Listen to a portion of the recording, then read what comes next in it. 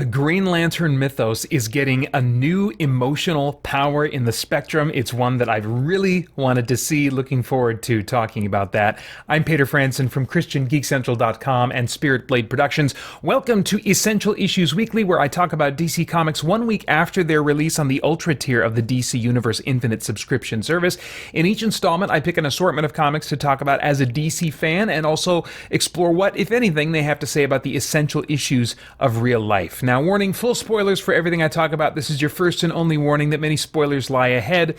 Right now, we're taking a look at comics originally released to the Ultra tier on, let's see, a week ago. So I guess, I forgot to check the calendar. August 6th, it looks like. Anyway, and originally published on July 10th, 2024. This might be a shorter one than usual. I just checked out 4 comics and don't have much to say about 3 of them. The first one, Absolute Power Task Force VII, Part 1 of 7.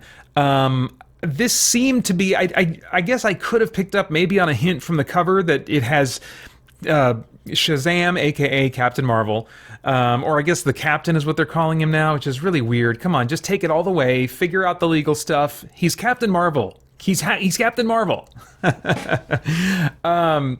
So it's got Captain Marvel and Mary Marvel on the cover, but it looks pretty serious. But the interior story, it still has a big talking dinosaur accountant, and I'm just like, okay, yeah, this is why I'm not really into the Shazam comic these days. And it doesn't seem like it's really essential so far to the main Absolute Power story. So even though it's 1 of 7, it's not like the main story as I understand it. Maybe issue 2 will take a shift away from the kind of whimsical that this issue has, which of course again makes sense because it seems to be, I'm trying to think if it's the same writer as who's doing Shazam right now, but it definitely has that vibe. I've not been into that vibe, so I just kind of like read through it but didn't enjoy it. Okay, moving on. We've got from the DC Vault, Death in the Family, Robin Lives. And this is written by J.M., I never know how to say his last name, DeMatteis? I don't know, but anyway, he's been at DC for a while, but I'm not sure if he would have actually been part of the original writing of Death in the Family. I don't think he was. I could be wrong. I looked on Wikipedia, couldn't tell. Anyway, this is supposedly what would have happened, the story that would have been published if Robin had lived. Now, is this the actual script that was ready to go in 1988 if comic book readers had voted for Robin to live instead of Robin to die? That was a big event in 88 that determined that Jason Todd would in fact die.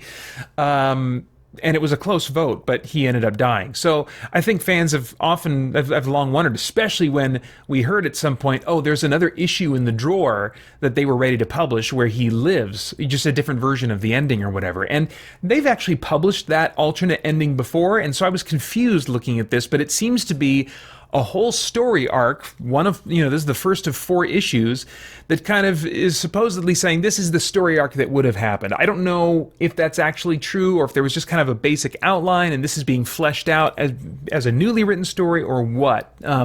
But I honestly was not very interested in it. I tend to be interested more in, okay, what's going on in DC's continuity right now? What is shaping the DC universe right now? And this is a historical story that also didn't actually happen and is not going to have any bearing, I would assume, on the current state of the DC universe. So, and on top of that, the art is really inside really kind of rough looking. It's just not my style at all. So I was curious enough to finish reading the first issue, but I doubt I'll read any more in this miniseries. Then we've got Action Comics 1067, which also has at least 2 stories, maybe 3, I can't remember now. But again, I found this pretty uninteresting because the main story, the first story, is like a story about Superman's earlier days. And it's written by Gail Simone, who I've said many times could write the phone book and turn it into an engaging character story that I would just totally be in love with. But in this mode, I was not digging this story. Maybe it's because she was given the mandate, or maybe gave herself the mandate to kind of write the dialogue and stuff in sort of a dated style. The things that people are wearing kind of look like they're stylistically from the 60s and 70s, and but Superman has the S from like the early days of the late 30s and 40s, and I'm just like, I'm not really into this. This isn't relevant to what's going on now, and it seems kind of like gimmicky, and I'm not really interested in an old-timey style of dialogue and writing, which this one isn't like pervaded with, but I mean it's got enough that it was a little bit of a turn off. So the relevancy factor, was just making it something I'm not interested in. The second story was advancing the plot of Lois being the editor of the Daily Planet now that Perry White is running for mayor. And I mean, there were some interesting beats in there as she's trying to figure out, how do I do this? I can't do what Perry did. And Clark is like, no, don't do what Perry did. Do what you want to do as editor. But then when she finally makes that turn and says, okay, I'm going to do this, that puts her at odds with Clark, who is used to doing things a certain way, operating both as Superman and as a reporter, and at times covering Superman stories and stuff. And she's just like, no, we are going to separate you two, like you from Superman coverage. She hasn't said exactly why, but that's maybe because of conflict of interest or something. She has like a journalistic integrity that's kind of kicking in. I don't know. Maybe it'll get fleshed out. And I am more interested in that dynamic, especially because there's a relationship issue between her and Clark that they're going to have to sort through, because they also work together and don't see everything the same way in this case. I wish that story would have taken up the whole issue. As it stands, even that story itself only really got interesting to me with that turn in the last page or two. So I am interested in that story in Action Comics 1068, but everything else going on in this issue just was not for me.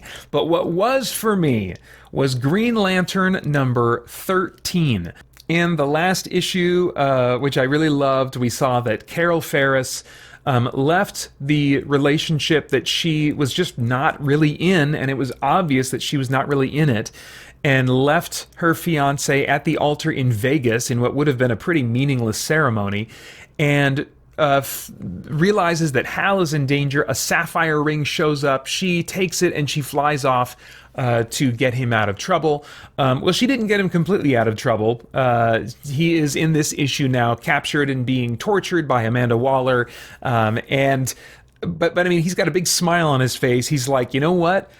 Carol still loves me, and if she still loves me, everything is okay. And it's really kind of funny and charming, that has that perspective. But it also says to me, yes, they really do seem to be, Jeremy Adams, who's writing this, and I assume editorial on this book as well, they seem to be taking this relationship into a more mature place, a more developed place. And as I've said before, I would love for Hal and Carol to become the Clark and Lois of the Green Lantern mythos. Really a romance that is dedicated, solidified, and that they just decide from an editorial standpoint, they are together, they are not going to break up, and let that relationship really mature and go the distance. And so I'm hoping this is the beginning of that. It certainly seems to be playing out that way so far.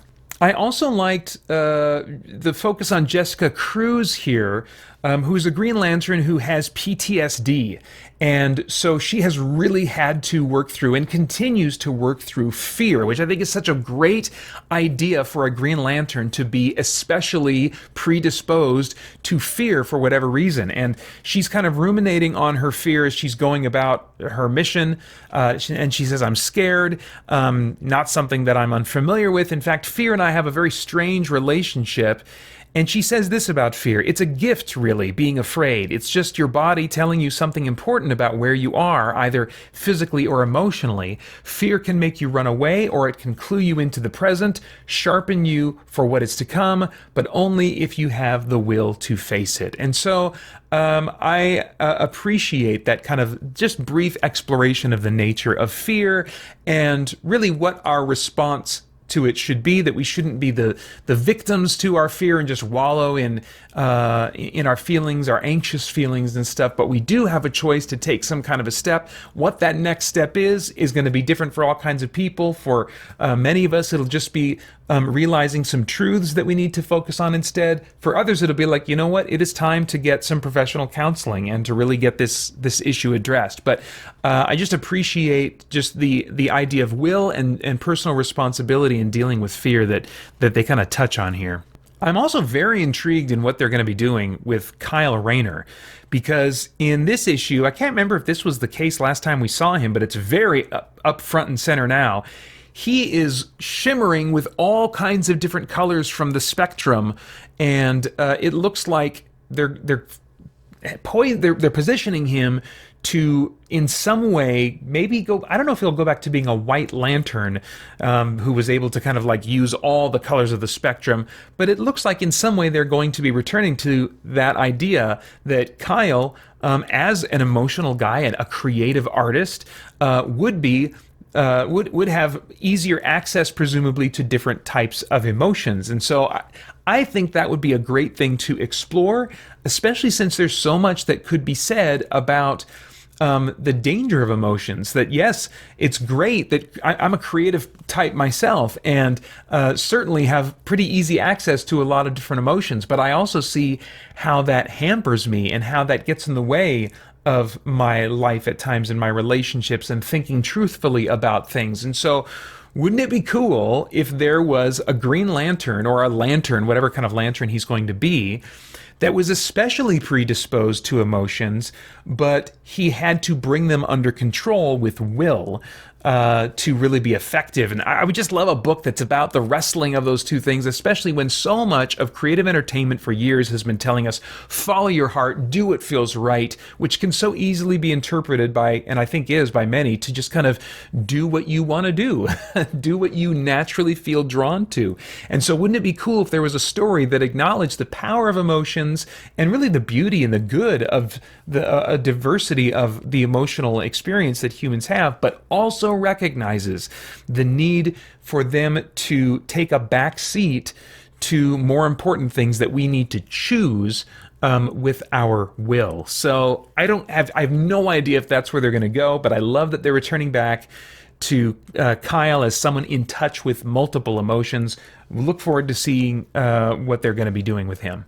We briefly see Sinestro, and he's got a red ring and is obviously inappropriately ticked off. I have no idea what this is about, because I have not been following Sinister Sons, because it seems like it's just too whimsical and brought two kind of bratty kids, and I'm not really interested in reading a book like that. But maybe I need to at least skim issues, 6 and 7, to find out why Sinestro has a red ring, so I'll probably do that at some point.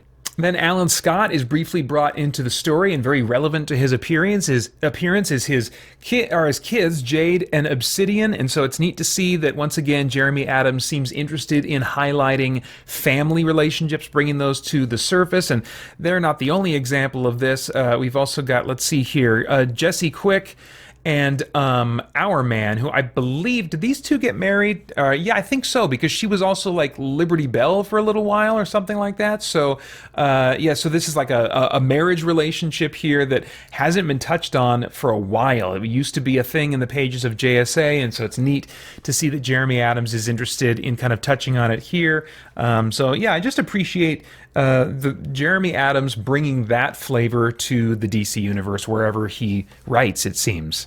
But here's the big highlight for this book for me. We cut back to Las Vegas with a narration box of a man who's crying in a hotel room, it seems. He says, "My name is Nathan Allen Broom.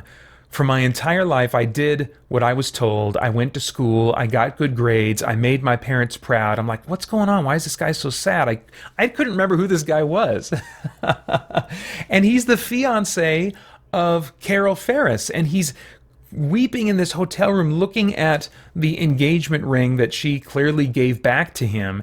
We cut out, we see like the roses just lying around, and a sign on the table that says, "Welcome newlyweds." He's just sitting in the wake of having lost all of this that he thought he was about to gain.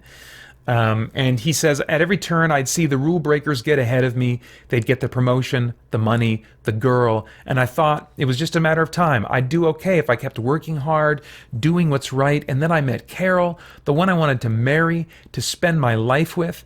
But she disappeared in a flash of color, and I was left with nothing. Nothing but a deep sadness. And then the ring begins to smoke and seemingly change, and he says nothing but sorrow. and now he's got a ring that's smoking on his finger. We can't really see what color he's supposed to be wearing. It looks like, if I were to guess, gray. I mean, it's hard to tell sometimes if like this is white and the lighting in the room is low. Is that the artistic intent here? But no, I think this color that's being added is the color gray, and it makes perfect sense, representing the emotion sadness or sorrow, as they're saying here. There's already a logo on his chest that looks philosophically like in keeping with the designs of the other logos, and it just a little bit, it looks like a teardrop with a little swirl inside of it on the center of his chest. And we don't get really any more than this splash page of seeing him in this dreary, gray-looking costume, crying over these rose petals that are just disintegrating off of the flower stem in front of him. And that's it. Then we cut away. We don't see what's next. But I feel like it was in a Essential Issues Weekly not too long ago that I was like, man, wouldn't it be cool if there was like a ring of sadness? I mean, there's other emotions that could totally be explored, and I know that might be hard now because they picked a few that fit perfectly into the Roy G. Biv rainbow spectrum, but it seems like there's so much more they could do. Is there one for happiness or joy? I don't think there's one for that yet. So it's really cool to see it expanding, and for an emotion specifically like sorrow to be given hopefully a prominent place in the Green Lantern mythos going forward. There's so much worthwhile that could be said thematically if we are using sorrow as a theme. And of course, you can't escape that theme if it is part of the power concept of a character. So I just see so much potential in the idea of sorrow joining the emotional spectrum. And I can't wait to see how that's going to play out. What does that mean? Are you going to make constructs? Not all of the spectrum wielders really focus on making constructs to the same degree that green spectrum users do. Will this be a construct making kind of spectrum, or will it be doing something else? And I mean, imagine summoning up sadness in order to activate your superpower. I mean, my gosh, this could go to some really dark places, but some really worthwhile, really interesting places.